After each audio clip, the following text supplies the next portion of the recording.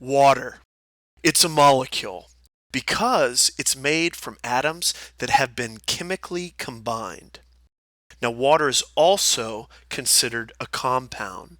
And the reasoning is because the atoms that make up the water molecule as a whole, they're not all the same.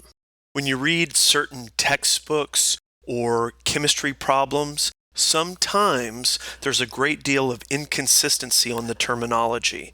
Now, this is especially true on the internet.